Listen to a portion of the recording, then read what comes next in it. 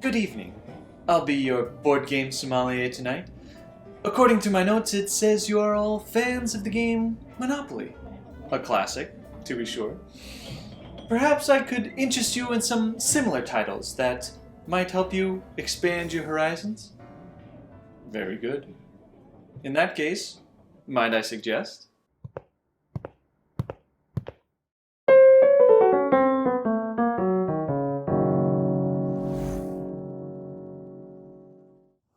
Hi, I'm Alex Hart, and welcome to Might I Suggest a Game, a channel devoted to helping you find the perfect board game.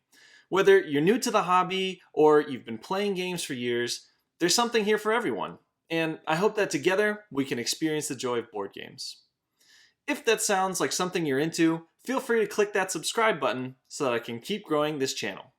Now, today on Sommelier Suggestions, we're going to be talking about the classic game of Monopoly, a board game so popular for so many years, it must be one of the best games of all time, right? Right? We've just entered hour 4.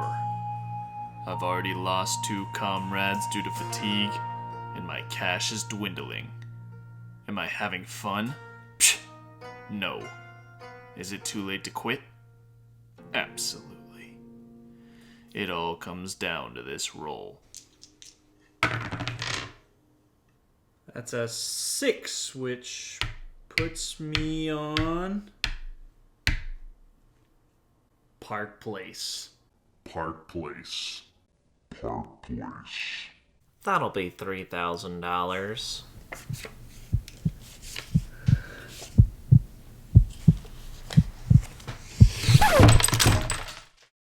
Okay, so maybe Monopoly has its flaws, but there's a reason it's stuck around for so many years. Today, we'll talk about a few of the elements that make Monopoly interesting, and I'll introduce you to some games that repurpose those elements effectively. So, will one of these Monopoly killing games be the perfect game for you? Let's find out, shall we? Monopoly at its core is a game about buying and selling property. If you enjoy this aspect of playing pretend realtor, but you don't have the hours to commit to a full game of Monopoly, then might I suggest For Sale. For Sale is a quick card game for 3 to 6 players about buying and selling real estate. It's played over 2 rounds, and the player with the most money at the end of those 2 rounds is the winner. In the first round, players will bid on different groups of properties using their personal pool of money until all of the properties are sold.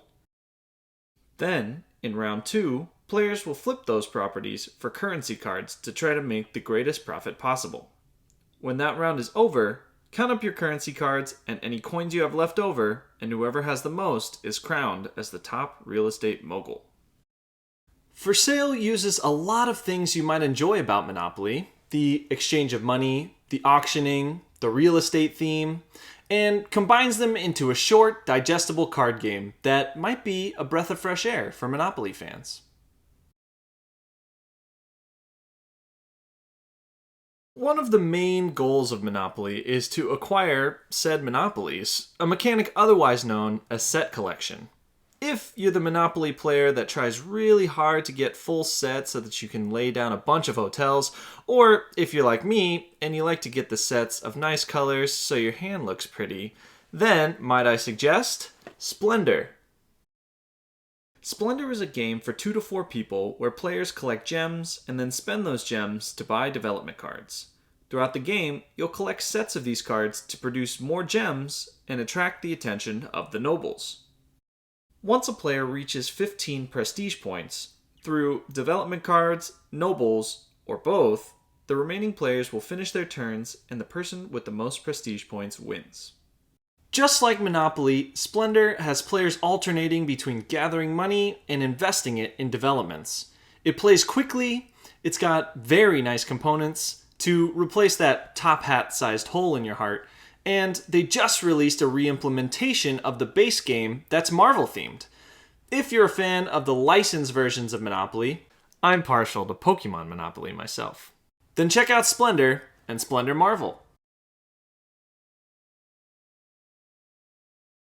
So, we've talked about economics and we've talked about set collection, but what if you're just the type of person that likes to roll those dice and move your character around the board? At the end of the day, Monopoly is built on the element of luck that comes from it being a roll and move style game. If you appreciate the simpler things in life and just want the pure bliss of moving your guy a couple spaces, then might I suggest Marrakech. Marrakech is a roll and move game for 2 to 4 people where players alternate turns rolling the movement die, moving their spaces, and placing rugs on the board. At the beginning of your turn, you get to decide which direction the merchant will travel, either left, right, or straight. Be careful though, because if you land on an opponent's rug, you'll have to pay them coins based on how many of their rug spaces are touching your space. When all of the rugs have been placed, whoever has the highest score, based on the number of rug spaces showing and coins in their supply, wins the game. In Marrakech, you get a great blend of that classic roll and move style game while also incorporating a sort of paying rent mechanic when you land on someone else's rug, just like landing on someone else's property in Monopoly. It takes 5 minutes to learn, it's great for players of all skill levels, and you won't have the urge to flip the table when it's over. Thanks so much for taking the time to check out my Sommelier suggestions. If there are any more games that you think would be awesome Monopoly replacements, or if you think I should give some more in-depth tasting notes for any of the suggested games, feel free to let me know in the comments below. And don't forget to like and subscribe so I can keep finding those games that are perfect for you. Once again, this has been a Might I Suggest a Game production, and I'm Alex, your board game sommelier, signing off.